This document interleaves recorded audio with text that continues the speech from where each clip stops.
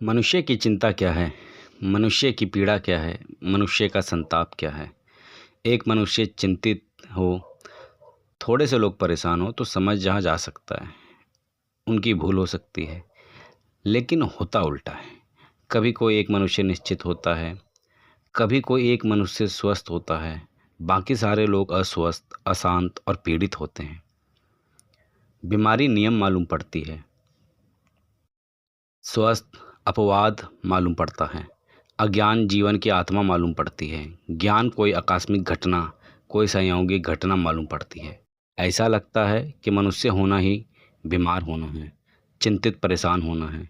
कभी कोई ना मालूम कैसे हमारे बीच निश्चिंतता को उपलब्ध हो जाता है। या तो प्रकृति की कोई भूल चूक है या परमात्मा का कोई वरदान है। लेकिन नियम यही मालूम पड़ता है, जो हम हैं, रुग्ण, पीड़ित, परेशान। लात्सो का यह सूत्र बड़ा अद्भुत है। लात्सो यह कहता है कि इतने अधिक लोगों की परेशानी का कारण निश्चित ही मनुष्य के मन की बनावट, मनुष्य की संस्कृति के आधार, हमारे सभ्यता के सोचने का ढंग, हमारे समाज का ढांचा है। हम प्रत्येक व्यक्ति को इस भांति खड़ा करते हैं कि बीमार होना अनिवार्य है। पश्चिम में नवीनतम खोज यह कहती है कि प्रत्येक व्यक्ति जीनियस की तरह पैदा होता है, प्रतिभाशाली पैदा होता है। लेकिन हम सब मिलकर ऐसी व्यवस्था करते हैं कि उसकी प्रतिभा को हम सब तरह से कुंठित और नष्ट कर देते हैं। स्वामी राम ने संस्करण लिखा है कि जब जापान गए तो उन्होंने वहाँ देवदार के आकाश को छूने वाले वृक्षों को एक एक बिलांत का देखा, एक एक बित्ते का देखा। वह बहुत हैरान हुए। वृक्ष छोटे पौधे नहीं थे, 100 डेढ़ सौ साल पुराने थे, लेकिन उनकी ऊंचाई एक बिलांत थी। तो उन्होंने माली से पूछा कि इसका राज क्या है। तो माली ने गमला उल्टा कर बताया। नीचे से गमले टूटे हुए थे और नियमित रूप से वृक्षों की जड़ें काटी जा रही थीं। नीचे जड़ें नहीं बढ़ पाती थी, ऊपर वृक्ष नहीं बढ़ पाता था। वृक्ष पुराना होता जाता, बूढ़ा हो जाता, लेकिन बिलात भर से ऊपर उठ ना पाता, क्योंकि उठने के लिए जड़ों का नीचे जाना जरूरी है, जमीन में प्रवेश करना जरूरी है। वृक्ष उतना ही ऊपर जाता है जितना जिसकी जड़ें नीचे जाती हैं। अब अगर माली यह तय कर ले कि जड़ों को नीचे पहुंचने ही नहीं देना है, काटते चले जाना है, तो वृक्ष बूढ़ा होता जाएगा, लेकिन बड़ा नहीं होगा। मनुष्य को बड़ा करने की हमारी जो व्यवस्था है, वहाँ जड़ों को काटने वाली है। इसीलिए जितने लोग हमें दिखाई पड़ते हैं ज़मीन पर, वे बिलांत भर से ऊंचे नहीं उठ पाए हैं।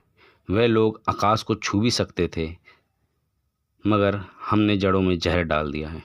लेकिन इतने ज़मानों से जहर डाला जा रहा है कि कभी स्मरण ही नहीं आता कि फिर हर पीढ़ी डाल जाती है। आपके बुज़ुर्ग आपकी जड़ों में जहर डाल जाते हैं, और आपके बुज़ुर्गों ने आपके साथ जो किया वह आप अपने बच्चों के साथ कर देते हैं।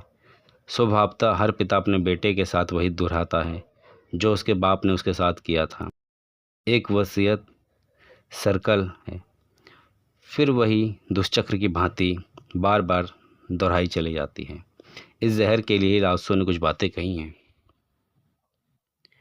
इन बातों को समझने के लिए सबसे पहले यह समझ लेना होगा कि मनुष्य के मन में जो जहर सबसे ज़्यादा डाला गया है वह महत्वाकांक्षा का जहर है, एम्बिशन।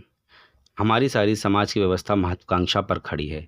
छोटे से बच्चे को भी हम महत्वाकांक्षी बनाते हैं, उसे एक दौड़ में लगाते हैं, एक ऐसी दौड़ में जहां उसे हर स्थिति में प्रथम आने के लिए उत्साहित किया जाता है। चाहे वह पढ़ता हो स्कूल में, चाहे खेलता हो, चाहे आचरण सीखता हो, चाहे वस्त्र पहनता हो, वह जो भी कर रहा हो, जो भी हम उससे करवाना चाहते हैं, उसके करवाने का एक ही सूत्र है कि हम उसे महत्वाकांक्षी में जकड़ दें, उसे प्रतिस्पर्धा और कंपटीशन में लगा दें। महत्वाकांक्षा का अर्थ हम उसके अहंकार को दूसरे लोगों के अहंकार की प्रतियोगिता में खड़ा कर दें। हम उससे यह कहें कि दूसरे बच्चे से आगे ना निकल जाए, तेरा पीछे ना रह जाए, तेरे अहंकार के लिए फिर कोई गुंजाइश ना रहेगी। तू कहीं भी हो, तुझे प्रथम होने की कोशिश में लगे रहना है। यह प्रथम होने की कोशिश हमारा जहर है।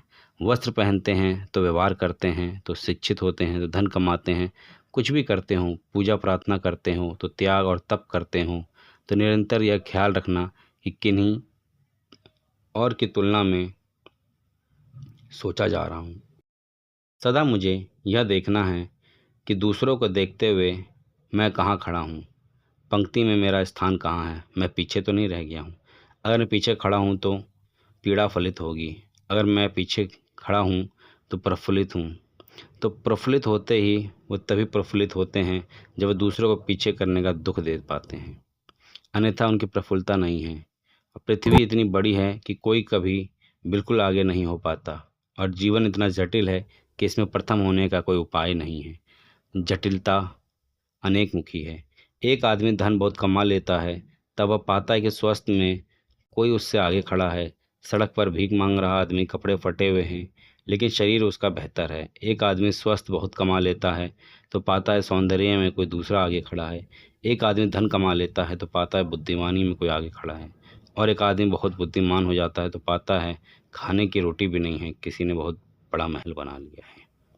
ये जो प्रतिस्पर्धा है, यही वो जहर है हमारा, जो समाज पिलाता है मनुष्य को। कि मनुष्य जो जन्म से ही बुद्धिशाली, प्रतिभाशाली जन्म लिया है, इस व्यवस्था ने ही, इस समाज की जो महत्वाकांक्षी जो जहर है, इसे पिलाया जाता है। इसी जहर की बदौलत ही मनुष्य की बुद्धि एक स्थिर रूप में नहीं बढ़ पाती है।